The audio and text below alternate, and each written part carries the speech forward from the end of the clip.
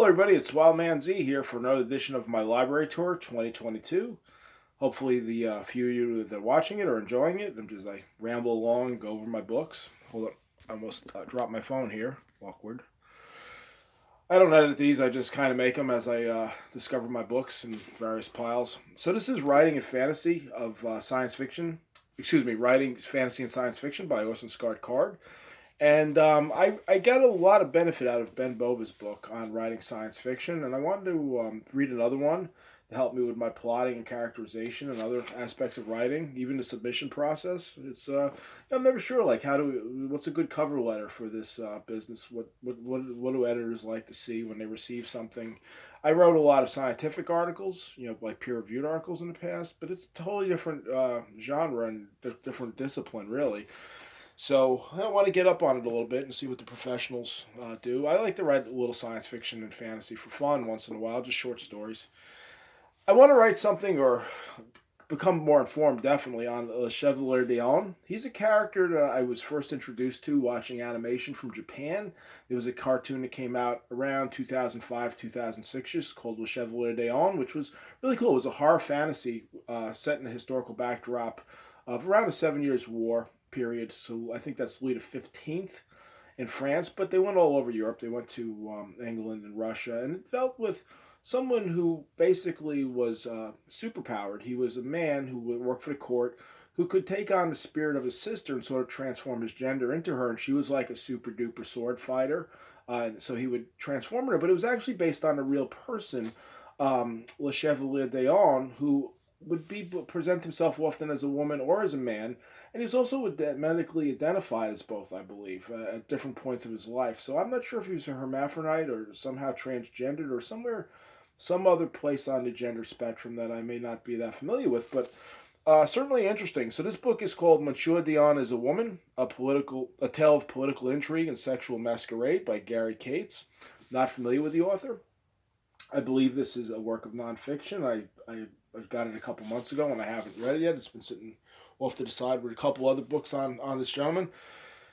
Here's another one. It's called Charles Dion de Beaumont, the Maiden of Tonnerre, The Vicissitudes of Chevalier and Chevalier Dion. That's him on the cover. And it's by Roland A. Champagne and Nina Eckstein and Gary Cates again. So he's obviously a scholar on this person. And so I'm curious to read this. I believe this is a series of his letters that have been translated. I might be wrong about that. I read all the descriptions of them on Amazon when I got them. I thought they were good compliments to each other, and they all had good reviews. And I know this one is just, this is The Strange Career of Chevalier Dion de Beaumont by Select Scholar, and I believe this is just literally his letters translated. I don't know if there's any sort of critical analyses or comments or anything like that here, but it looks like a very simple book. It looks like literally photocopies as I see marks and things crossed out and numbers written in here. So looks like a more of a scholarly thing. It must have been taken out of the archive somewhere, which I like. I don't have access to a good library right now. I'm on Long Island, but due to family reasons, I take care of an elderly person. I really can't travel too far to get to a bigger library, and so I have to rely on buying some books. It costs me a little bit of money, but I like to read and I like to do research on things, and it's a lot better than spending money in a club or something. And honestly, I wouldn't go out these days due to the pandemic. So here's a book I read back in the day, Las Encantadas by Herman Melville. It's a really small little thing, but it's beautiful. I would say it's sketches or vignettes dealing with Galapagos. Really weird kind of little sketches, I'll use that word, dealing with like the giant tortoises and the sound they make as they slide on the ship as they're turned on their backs to keep in the food stores because they lasted really long, like without food and water. It's kind of grim. I mean, the odd rock formations, the iguanas, all the weirdness you associate with Galapagos. He wrote about, and I read this about 20 years ago, and I think it was in grad school at University of Vermont, and I took it out and really enjoyed it. I was on the Melville kick. I've read most of his stuff. I like his early stuff, Typhi, Umu, all those stories. But then, of course, Moby Dick is sort of like his transition. And then after they wrote Billy Budd and a few other stories where, he changed his literary tone quite a bit. Moby Dick is a masterpiece. And everything I've read by Melville I always liked. And I particularly like any story on the high seas with the mystery and intrigue he presents. I mean, it was such a different time. You didn't have GPS and cell phones and all these other ways of telecommunicating. And you can just imagine being out there and the mysteries that ensued being out in the open water like that and you can't see land. Here's a book. It's called The Empire of the Eagle, an illustrated natural history. Even the cover of this book is beautiful. This is the kind of thing that I don't really read. That's a golden eagle on the cover. Not sure what that is on the back. It's clearly not an American eagle. It looks like something that's African. I'm not sure the species. I've only seen bald eagles in real life, and I've been seeing them quite a bit lately on Long Island, New York. And this is the kind of book that I just pretty much look at the pictures. And it's a little bit text light, pictures beautiful. That's some sort of, that's the tropical eagle, some sort. Let's see what that is. It's a black and white hawk eagle. So he's probably a smaller eagle on the scale of things. Beautiful photographs. Now I know you can see these things on the internet, but it's just really cool. I'm old school, I guess. To sit back on a Saturday or Sunday morning and have a coffee and look at some beautiful birds. Here's a white-tailed eagle. Look at the talons on that thing. I'm getting them all in there. I think I saw this advertised on Steve Donahue's show. I like that guy. He's pretty cool, other than insulting Marvel Comics. This is sort of a snake eagle with a snake in his beak, and I don't know if that's the same species. I'd have to read the captions, but really, really beautiful pictures, as you can see, with a little bit of description of the bird. It goes by species. It's not a heavy science book, but it's a fun book you read when you want to just get up on, see some cool pictures and just feel good about yourself if you like nature. But getting back to Steve Donahue, I like his show, but one thing I really like about the guy is that he goes over both, the literature, including a lot of modern literature, which I'm not a big fan of, the classics, the Greco-Roman classics, Shakespeare, the whole bit, the whole West. He has a series called the Western Canon. But then he talks about things like nature books, animal books, children's books. He talks about gay fiction. He talks about romances. He's the kind of guy, if you sat down and said, hey, I like Zane Grey, he wouldn't be snooty to you. If you said, hey, I think Ray Bradbury is a great writer, you'd be like, wow, he might, whether he likes him or not, he doesn't seem like he looked down at you, and he always recommends books like that. And I think that was one he did. He pitched, and I got it, and it's a beautiful book. It's just nice to keep on a coffee table if you have somebody comes over that's a nature enthusiast, or good to give as a gift. Speaking of gifts, this is a book my friend Jim. My name's actually Jim too. I'm not really Wild Man, say just go by that. This is Stephen King's 11/22/63, which is my friend Jim gave this to me for Christmas a few years ago, because he knows I like sci-fi, and this is actually one of Stephen King's works of sci-fi. And like a lot of his works of sci-fi, he makes a big 800-page monster here when he probably could have written the same book in 300 pages and been a little tighter with his editing, a lot tighter, like taking half of it and tossed it. Not a bad story. He's sort of he rambles on and on in certain sections, like he tends to do. Like it's similar to The Stand in terms of how he just expounds on things that he could definitely be more succinct with. That's his style. He sold 1,000,001 books. So this story, basic idea of it is, if not spoiled, just the rough idea is that you see there's a picture of Kennedy down there. That's the date that Kennedy was assassinated. There's a guy in our time, let's say maybe a few years in the past now, who basically discovers a portal between our world and a specific time and place in 1958 or 9.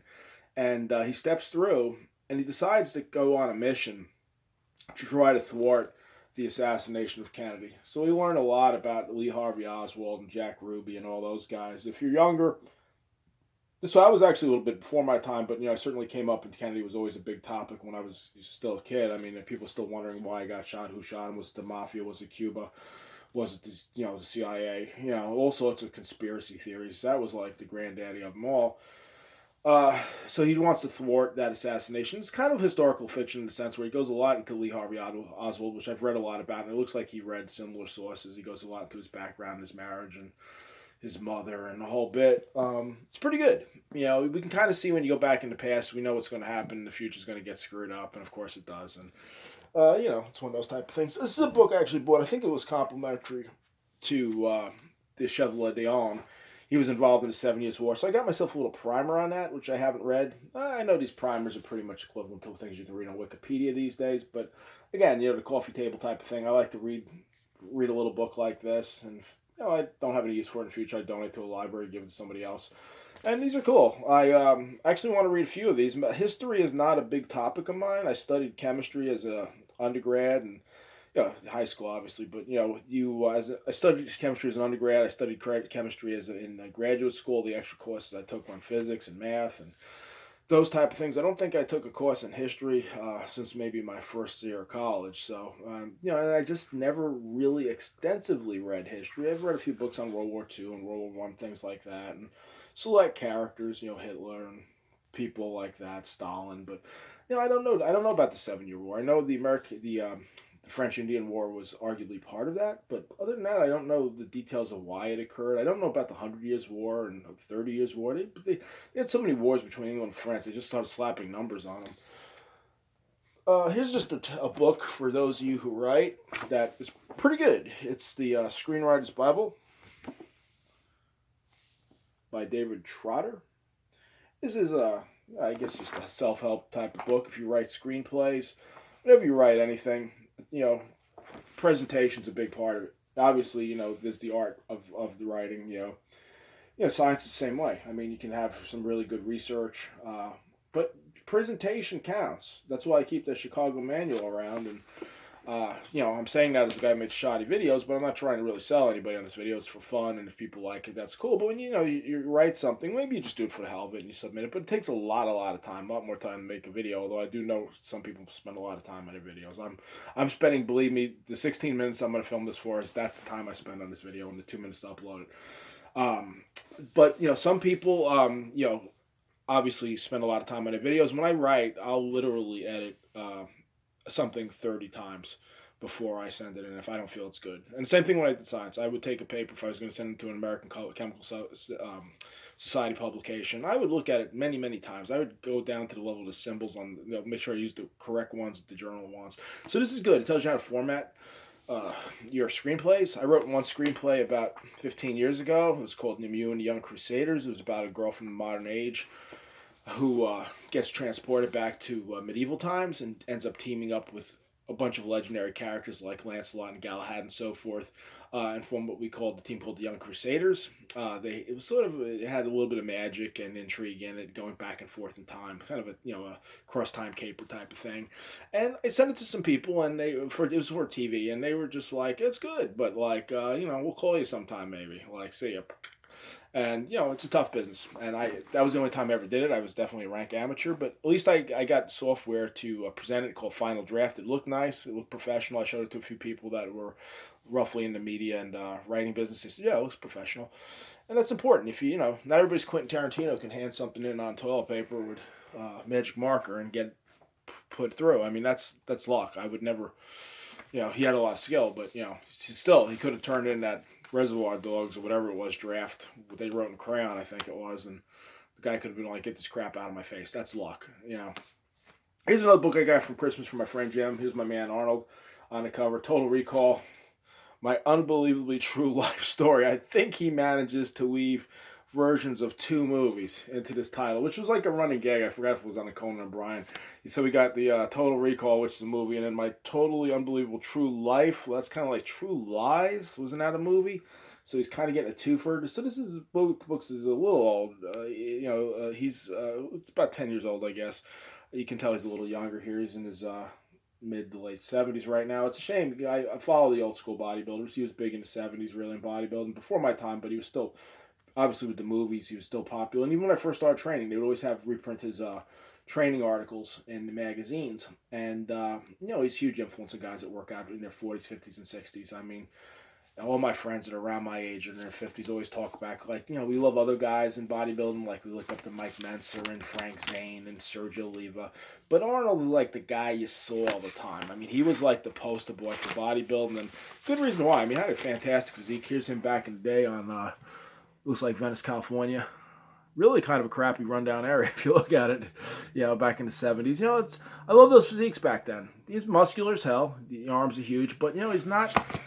if you look at current bodybuilders, the Phil Heath, the Ronnie Coleman type guys, and Branch Warren, whatever, they're huge. I mean, it's like, it's kind of unrealistic and it doesn't look too good to me from an aesthetic standpoint. That's my opinion. Bodybuilding is definitely subjective. And here's him now, same spot. Actually, the spot looks better. He's a little bit older, but still looking good for an older gent. You know, it's your age, and you know you can't hold everything. This is a book about his life. It's very complimentary if you're an Arnold fan like I am to Education of a Bodybuilder, which he wrote back in the late 70s, early 80s when he was just getting going in his bodybuilding career was at its peak. Maybe he was even at the stage of thinking about retirement, and he was thinking about getting in movies, and he wrote Education of a Bodybuilder. It's a more sincere, heartfelt book written by a younger man. Here he is in here. He reveals a lot of the pranks he did. He would do things like he competed against a guy named Sergio Oliva, who was black, dark-skinned Cuban, and he knew that Sergio had a hell of a physique. Arguably, Sergio was better than Arnold. Legs were tremendous. The arms were huge. It was just unbelievable genetics. And Arnold saw him, and he admits in here, and this was a legend, that he went out and he says, oh, we need a black backdrop to be classy because they had white. And he figured that would wash Sergio out. And everybody's like, wow, Arnold's such a sport. He's going to go out and buy a new velvet backdrop for him to pose in front of. Well, he knew that Sergio would wash out and disappear there, and he did that. And he talks about all those pranks, which a lot of them were legends. And I guess now he's getting older, he admits to doing things like that. And that, cost Sergio the title, which was a big deal in his life. And he trained all year for this, and that was in the Mr. Olympia, I believe. So on that note, I'm running out of time here. I hope you enjoyed my little run of books, and leave you with Arnold Schwarzenegger's face as I say goodbye. Wild Man Z out. I'll see you tomorrow the next day. Take care.